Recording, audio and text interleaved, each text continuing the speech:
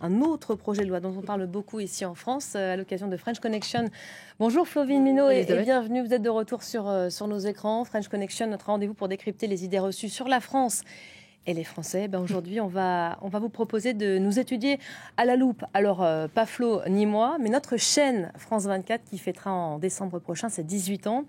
En ce moment, un débat sur un projet de loi pour réformer l'audiovisuel public agite les médias français. On s'est dit que c'était l'occasion idéale de vous rappeler notre histoire et de vous expliquer comment nous nous inscrivons dans le paysage médiatique français. C'est vrai qu'on en a encore entendu parler assez récemment. Voilà, on va d'abord regarder les grandes lignes de cette réforme souhaitée par la ministre de la Culture, Rachida Dati. Elle souhaite créer une BBC à la française. Alors, elle souhaite regrouper les chaînes de télévision et les stations de radio publiques qui sont actuellement des entités autonomes. Donc, son plan serait de les regrouper d'abord au sein d'une holding avant une fusion complète. Donc, Radio France, France Télévisions, l'INA, l'Institut national de l'audiovisuel et éventuellement France Média Monde. Donc, France Média Monde, c'est nous, France 24 et Radio France Internationale et MCD Monte Carlo Doualia, une radio arabophone. Donc cette nouvelle entité s'appellerait France Média. Est-ce que France Média Monde va faire partie de cette nouvelle entité? Pour l'instant, c'est incertain. Il faut dire que le gouvernement n'est pas très limpide là-dessus. Voilà, beaucoup d'incertitudes et de flou, effectivement, au moment où l'on se parle. On va peut-être se concentrer sur ce que l'on maîtrise, nos origines à nous. Le passé, France Média Monde a été créé en 2008. La chaîne France 24 a été lancée en 2006. On a des images, d'ailleurs. Voilà, exactement. C'était le 6 décembre 2006. Vous étiez là, Roselyne, il me semble. Donc, c'était une initiative de l'ancien président Jacques Chirac. Donc, le contexte, c'était qu'après les guerres en Irak et en Afghanistan, ils souhaitaient proposer une alternative à la domination des médias anglo-saxons à l'époque. Et ainsi est née France 24, donc une chaîne d'information internationale avec une approche française.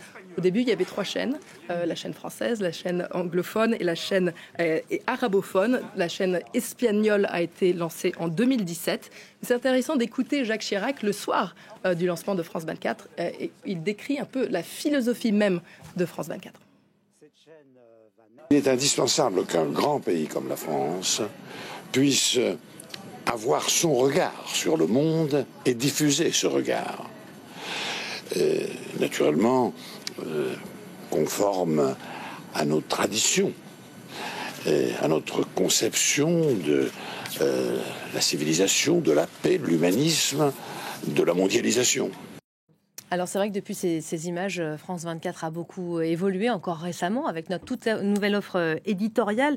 Sacré bébé, quel est son poids aujourd'hui ? Eh bien, notre force réside dans la diversité de nos langues et dans notre rayonnement international. Je ne vais pas vous bombarder de chiffres, mais on va en regarder quelques-uns. Il ne faut pas oublier que France 24 est diffusée 24 heures sur 24, 7 jours sur 7, à travers le monde, en français, arabe, anglais, espagnol. 450 journalistes travaillent pour France 24 et nous disposons d'un réseau de 160 correspondants dans presque tous les pays du monde. Donc les 4 chaînes cumulées atteignent une audience de 100 millions de téléspectateurs chaque semaine. Qui sont ces téléspectateurs ? Vous, bien entendu, des téléspectateurs de plus en plus nombreux. Il faut dire que dans certains pays où la liberté de la presse est bafouée, France 24 reste la seule source d'information fiable. Donc elle est appréciée dans le monde entier et ce n'est pas que moi qui le dis. Moi, j'adore le journal de l'Afrique. Je regarde France 24 parce qu'il y a un programme qui m'intéresse sur les femmes actuelles. D'autres chaînes se focalisent seulement sur leur pays. À France 24, ils couvrent une variété d'élections.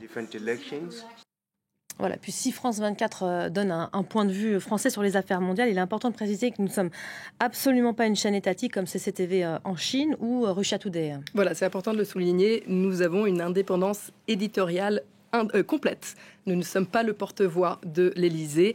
Cependant, nous sommes une entreprise publique financée par les fonds de l'État. Le budget de France Média Monde, donc notre entité globale, s'élève à environ 300 millions d'euros, ce qui représente à peu près 7% du budget total de l'audiovisuel public. C'est vrai qu'il faut dire que pour un média français, on a mis un certain temps à se faire connaître ici en France. Au début, on nous disait « c'est quoi ? C'est un site internet ?» Non, nous sommes bel et bien une chaîne de télévision qui rayonne un peu partout dans le monde. Voilà, c'est un peu notre particularité. Nous sommes une chaîne française, mais notre public principal n'est pas forcément en France. Et c'est peut-être pour ça que les gens ne comprennent pas toujours France 24 et comment nous sommes différents des autres chaînes. Apparemment, même certains législateurs ne comprennent pas vraiment qui est France 24.